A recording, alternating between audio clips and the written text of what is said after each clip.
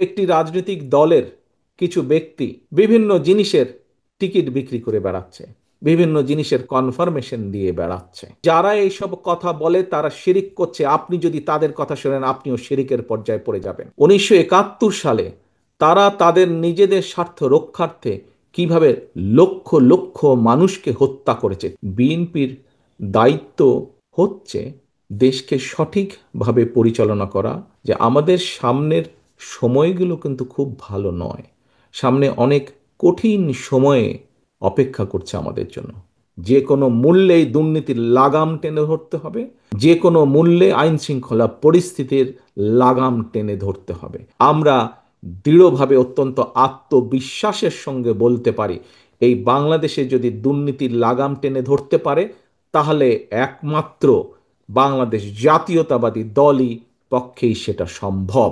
এই কাজগুলো যদি আমরা করতে পারি তাহলেই একমাত্র মানুষের ভাগ্যের পরিবর্তন করা সম্ভব। স্বৈরাচারের সময় আমরা দেখেছি কিভাবে আদালতকে ইনফ্লুয়েন্স করা হতো। বিএনপি পেরেছিল দেশকে দুর্নীতি থেকে বের করে নিয়ে আসতে।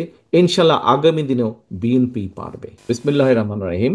দেশ গড়ার পরিকল্পনা, এই অনুষ্ঠানের সম্মানিত সভাপতি জনাব রুহুল কবির রিজভী, মঞ্চে উপস্থিত জয়েন্ট সেক্রেটারি সোহেল সহ আমার সামনে উপস্থিত আলোচকবৃন্দ এবং ছাত্র দলের প্রিয় ভাই ও বোনেরা, আসসালামু আলাইকুম। আমাদের অনুষ্ঠানটার নাম আমরা আজকে কি দিয়েছি? আমাদের অনুষ্ঠান নামটাই আমরা দিয়েছি দেশ গড়ার পরিকল্পনা। প্রিয় ভাই বোনেরা, তোমরা যদি, নিশ্চয়ই তোমাদের মধ্যে অনেকেই জানো, ইতিহাসের পাতা থেকে তোমরা জানো, বিভিন্নভাবে তোমরা জানো, শুনেছো, যারা সিনিয়র নেতৃবৃন্দ আছে সবার কাছ থেকে তোমরা তোমাদের জুনিয়র যারা আছে তাদেরকেও নিশ্চয়ই বলেছো।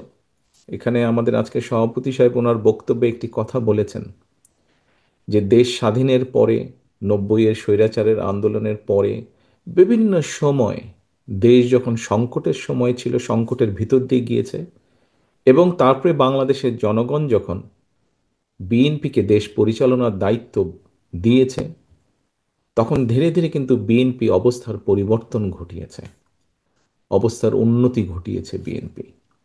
প্রিয় ভাই বোনেরা, এই মুহূর্তে আমরা যদি দেখি, আমরা আগামী 2 মাস পরে একটি নির্বাচন প্রত্যাশা করছি। এই দেশটি গত 16 বছর যেই স্বৈরাচার পালিয়ে গিয়েছে, যেই স্বৈরাচারকে বাংলাদেশের জনগণ বিতাড়িত করেছে আন্দোলনের মাধ্যমে, সেই স্বৈরাচার এই দেশের প্রত্যেকটি ক্ষেত্রকে কিভাবে ধ্বংস করে দিয়ে গিয়েছে এটি আমরা জীবনের পরতে পরতে অনুভব করতে পারি। কিভাবে দেশের অর্থনৈতিক ব্যবস্থা ভেঙে দিয়ে গিয়েছে, কিভাবে দেশের আইন শৃঙ্খলা ভেঙে দিয়ে গিয়েছে, কিভাবে দেশের শিক্ষা ব্যবস্থাকে ধ্বংস করে দিয়ে গিয়েছে, কিভাবে দেশের স্বাস্থ্য ব্যবস্থাকে ধ্বংস করে দিয়ে গেছে, কিভাবে দেশের প্রাকৃতিক অবস্থাগুলোকে, নদী নালা খাল বিল বন জঙ্গলকে ধ্বংস করে দিয়ে গিয়েছে, কিভাবে দেশের কৃষি, যেটাই বলি না কেন, সব কিছুকে যেভাবে ধ্বংস করে দিয়ে গিয়েছে, এর ভুক্তভোগী কিন্তু এই দেশের মানুষ। এখন এই মুহূর্ত পর্যন্ত আত্মবিশ্বাসের সঙ্গে আমরা বলতে পারি বাংলাদেশের জনপ্রিয় রাজনৈতিক দল হিসাবে বিএনপির দায়িত্ব হচ্ছে দেশকে সঠিকভাবে পরিচালনা করা। দেশের মানুষ যখন বিএনপিকে দেশের দায়িত্ব পরিচালনার দায়িত্ব দেবে, প্রিয় ভাই বোনেরা, যেদিন স্বৈরাচার পালিয়ে যায় আমাকে মহাসচিব সাহেব তখন ফোন করলেন, ফোন করে বললেন যে জাতীয় সরকার গঠিত করলে ভালো হয় কিনা, অথবা আমরা জাতীয় সরকারে যাব কিনা। তখন বিভিন্ন রকম একটা হেফাজত কন্ডিশন।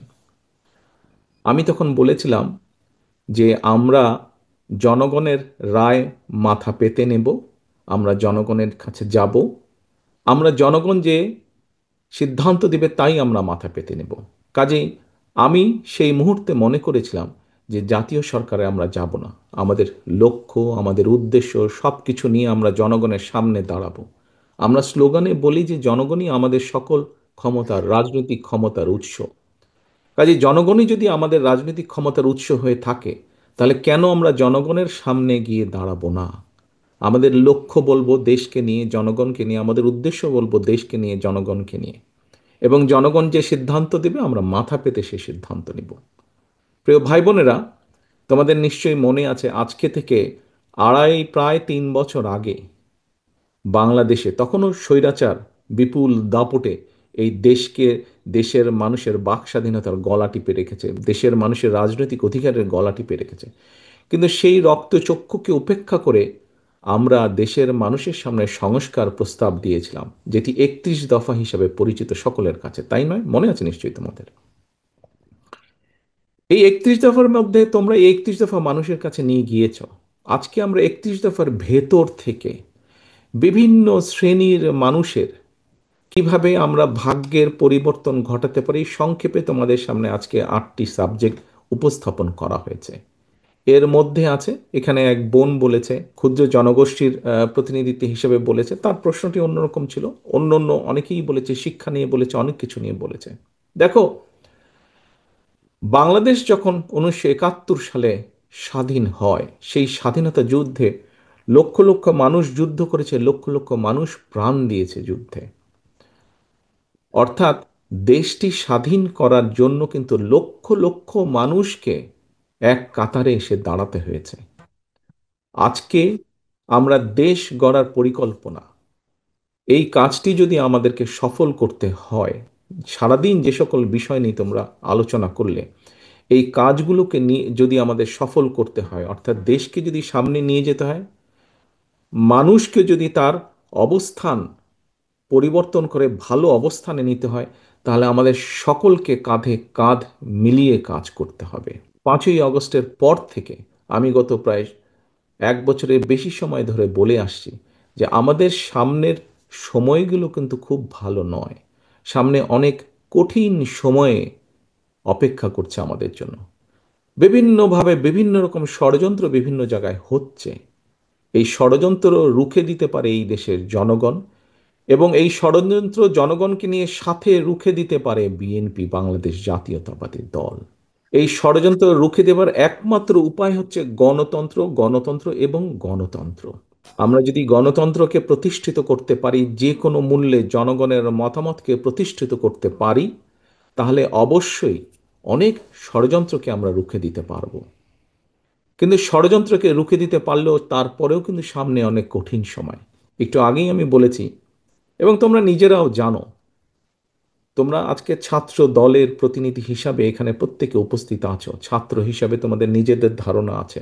প্রত্যেকটি ক্ষেত্রে একটি অরাজকতা বিরাজ করছে। কাজে আমরা এখানে আজকে অর্থনীতি নিয়ে আলাপ করেছি।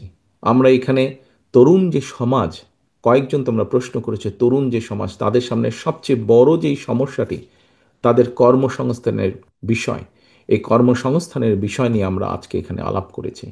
আমরা দেশের মানুষের স্বাস্থ্য নিয়ে এখানে আলোচনা করেছি। আমরা এখানে দেশের যে অর্ধেক সমাজ নারী সমাজ, এই নারী সমাজকে কিভাবে এম্পাওয়ার করা যায় এবং তাদের কন্ট্রিবিউশনকে সমাজের মধ্যে নিয়ে আসা যায়, এবং যেটার শুভ ফল দেশের অর্থনীতি, দেশের সমাজ ব্যবস্থা, পরিবার, স্বাস্থ্য সবকিছুর উপরে অবস্থা, শুভ অবস্থাটা পড়বে, কিভাবে সেটা করা যায় তা নিয়ে আমরা আলোচনা করেছি। দেশের পরিবেশ নিয়ে আমরা আলোচনা করেছি। দেশের শিক্ষা ব্যবস্থা নিয়ে আমরা আলোচনা করেছি। কিভাবে শিক্ষা ব্যবস্থাকে আমরা গড়ে তুলতে পারি, কিভাবে শিক্ষকদেরকে আমরা গড়ে তুলতে পারি সুন্দরভাবে, কারণ শিক্ষকদেরকে যদি আমরা গড়ে তুলতে পারি, তাহলে ভবিষ্যৎ শিক্ষা ব্যবস্থাকেও সুন্দরভাবে গড়ে তুলতে পারবো। কিন্তু এই কাজগুলো করা কিন্তু কঠিন কাজ, নট ইম্পসিবল, কিন্তু অনেক কঠিন কাজ।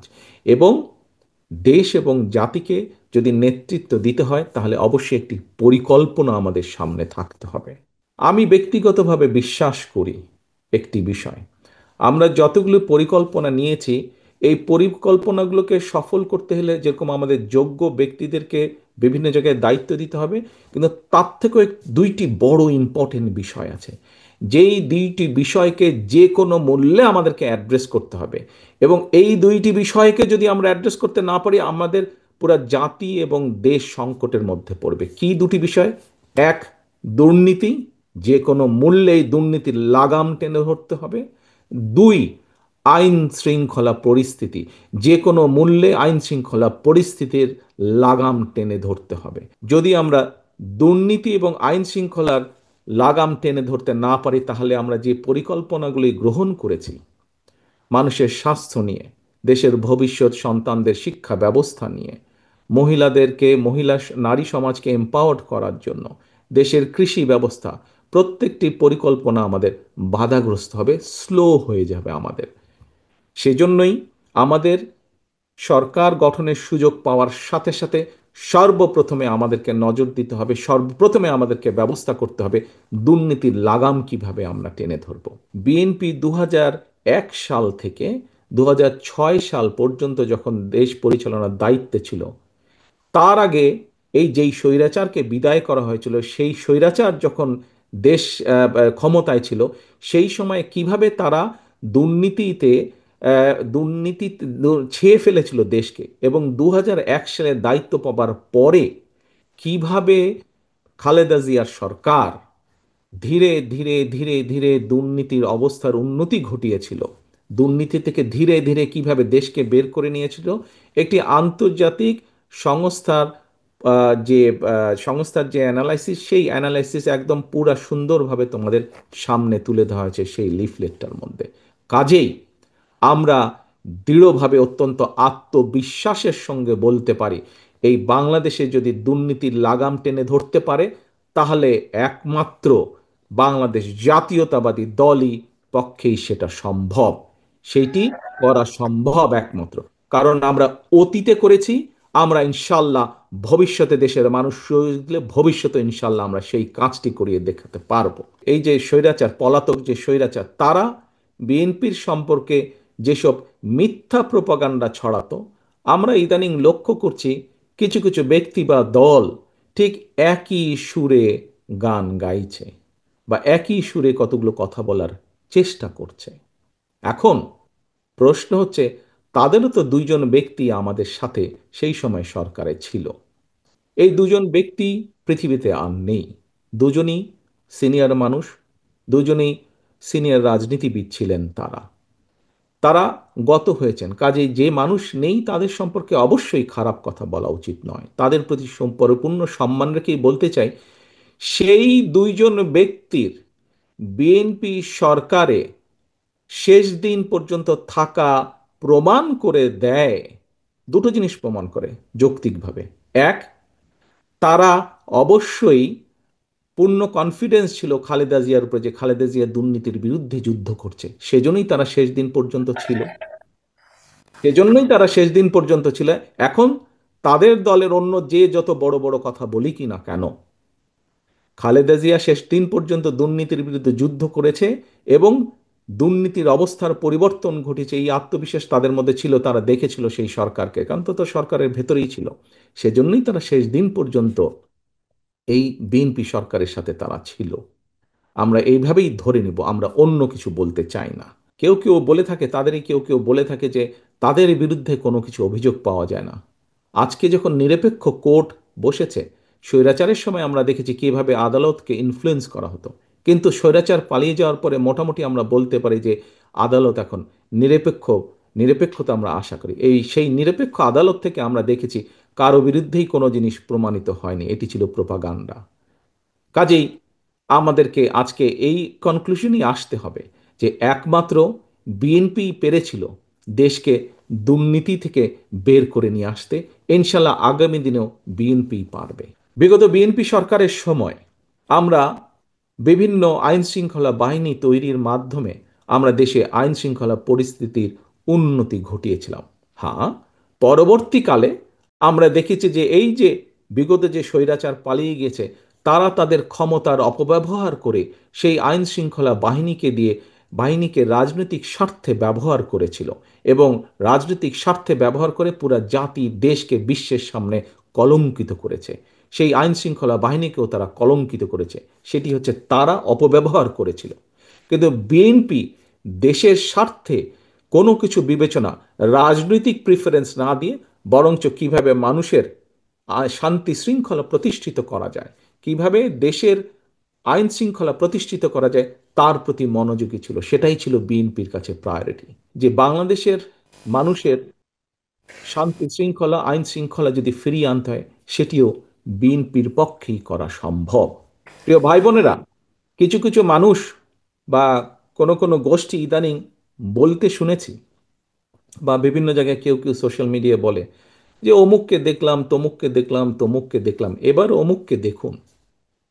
যাদের কথা বলে অমুককে দেখুন, প্রিয় সহকর্মীবৃন্দ, তাদেরকে তো দেশের মানুষ 1971 সালেই দেখেছে। 1971 সালে তারা তাদের নিজেদের স্বার্থ রক্ষার্থে কিভাবে লক্ষ লক্ষ মানুষকে হত্যা করেছে, ঠিক যেভাবে পতিত স্বৈরাচার পালিয়ে যাওয়ার আগে হাজারো হাজারো মানুষকে হত্যা করেছিল ক্ষমতা ধরে রাখার জন্য।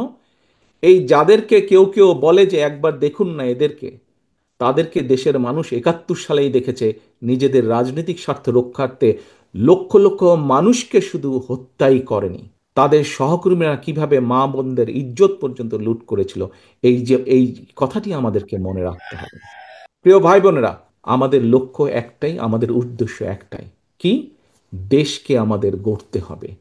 এই দেশকে শহীদ জিয়া গড়েছেন। দেশ স্বাধীনের পরে যখন এই দেশে দুর্ভিক্ষ হয়েছে, শহীদ জিয়া যখন দেশ পরিচালনার দায়িত্ব পেয়েছিলেন, এই দুর্ভিক্ষ কবলিত দেশকে উনি খাদ্য রফতানির দেশে পরিণত করেছিলেন। ঠিক একইভাবে পরবর্তীতে 90 স্বৈরাচারের পরে এই দেশকে আবারও দেশনেত্রী খালেদা জিয়া গড়েছিলেন। 96 2001-এর পরে আবারও ধ্বংসপ্রাপ্ত দেশকে, একটু আগেই বললাম তোমাদের সামনে একদম তথ্য প্রমাণ আছে, দুর্নীতি নিমজ্জিত একটি দেশকে কিভাবে খালেদা জিয়া আবার উপরে উঠে নিয়ে এসেছিলেন। প্রিয় সহকর্মীবৃন্দ, অনেক আলাপ হয়েছে, অনেক তর্ক বিতর্ক হয়েছে।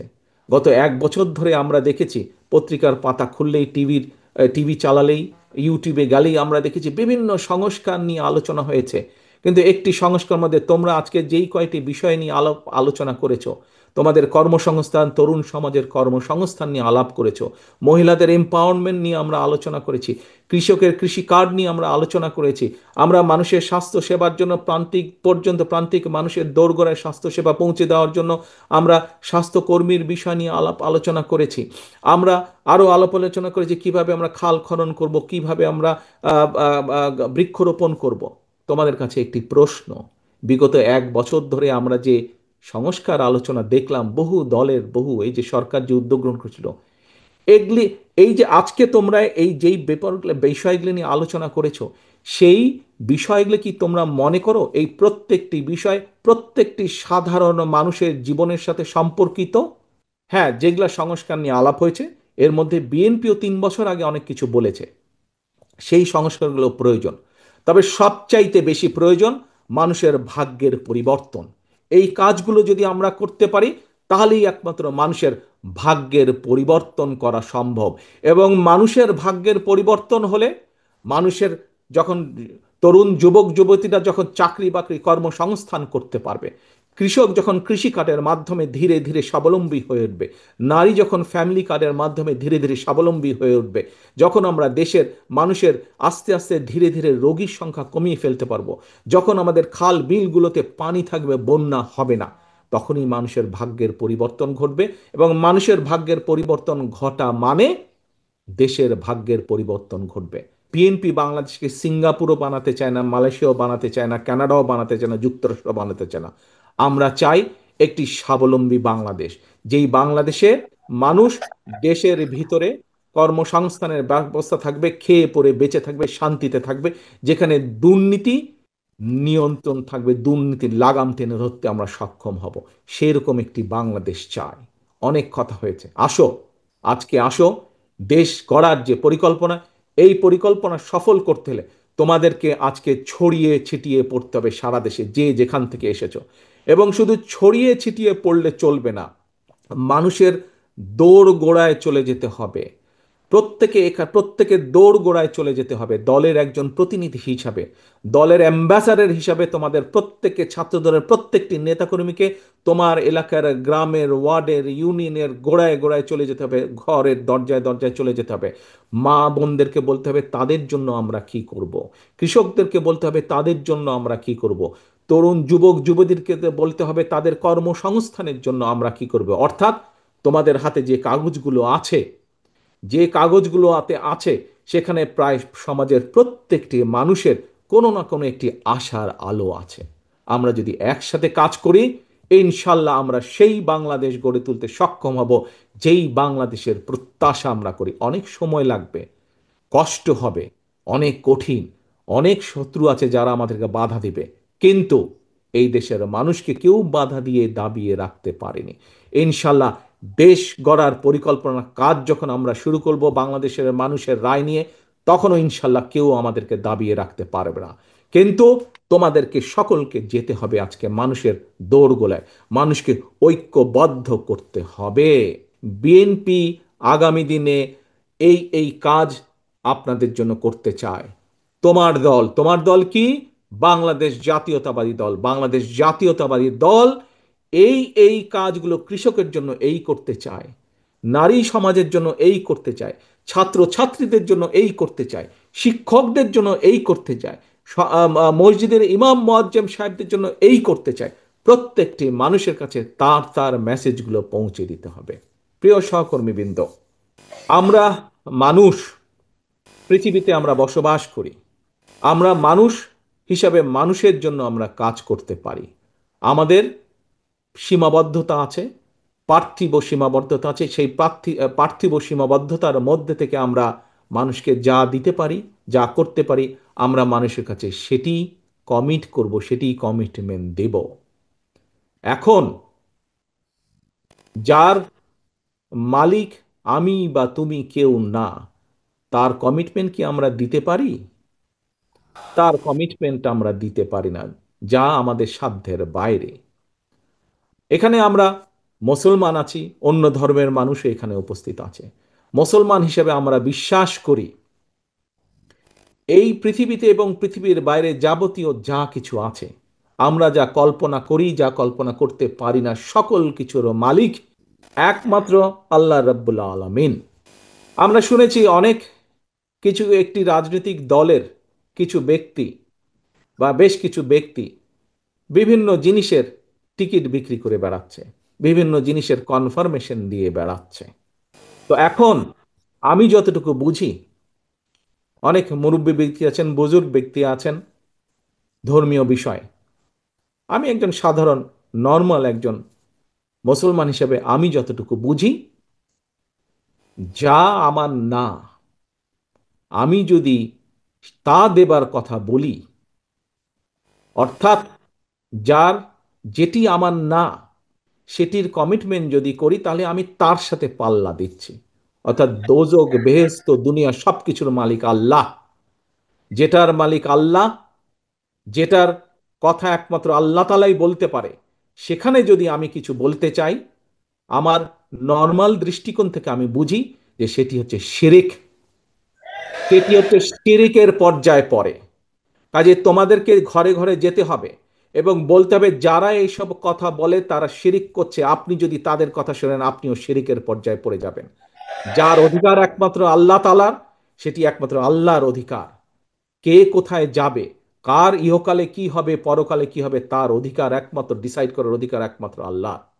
আমরা পৃথিবীতে মানুষ হিসাবে আমরা মানুষের দেখভাল যতটুকু সম্ভব আমাদের দৃষ্টি থেকে আমরা করতে পারবো, আমাদের শক্তি সামর্থ্য অনুযায়ী করতে পারবো। আমরা এ কালেরটা করতে পারবো, এ কালেরটা কম বেশি আমরা মানুষ হিসাবে যা আমাদেরকে ক্ষমতা আল্লাহ দিয়েছে তার ভিতরে করতে পারবো। যা ক্ষমতার বাইরে তা আমরা করতে পারবো না। কাজী যারা এসব কথা বলে তারা ইনেবে শিরিক করছে। একজন মুসলমান হিসেবে আমি সেটাই বুঝি। এই কথাগুলো তোমাদেরকে পৌঁছে দিতে হবে। তবে সবচেয়ে বড় কথা হচ্ছে, যা তোমরা আজকে শিখে গিয়েছো, যা তোমরা আজকে জেনে গিয়েছো, যা তোমরা আজকে বুঝে গিয়েছো, এগুলো মানুষের দোরগোড়ায় পৌঁছে দিতে হবে তোমাদেরকে। তোমাদেরকে বিএনপির অ্যাম্বাসাডার হিসাবে যেতে হবে, আজকে মানুষের রাষ্ট্রদূত হিসাবে, দূত হিসাবে যেতে হবে। এখন আমার প্রশ্ন তোমাদের কাছে, তোমরা কি এই কঠিন কাজটি করতে পারবে? যদি তোমরা এই কঠিন কাজটি করতে পারো, তাহলে ইনশাল্লাহ বিএনপি দেশ গড়ার যে পরিকল্পনা, সেই পরিকল্পনার পক্ষে ইনশাল্লাহ আমরা জনগণের রায় পাব। এবং জনগণের রায় ইনশাল্লাহ পেলে ইনশাল্লাহ আমরা এই পরিকল্পনাকে ধীরে ধীরে পর্যায়ক্রমিকভাবে বাস্তবায়ন করবো ইনশাল্লাহ। প্রিয় সহকর্মীবৃন্দ, আশা করি প্রত্যাশা করি এবং ইনশাল্লাহ তোমরা তোমাদের কাজে সফল হও। তোমাদের সেই সফলতা কামনা করে আমার বক্তব্য শেষ করছি। আল্লাহ হাফেজ। বাংলাদেশ জিন্দাবাদ। বাংলাদেশ জাতীয়তাবাদী দল জিন্দাবাদ।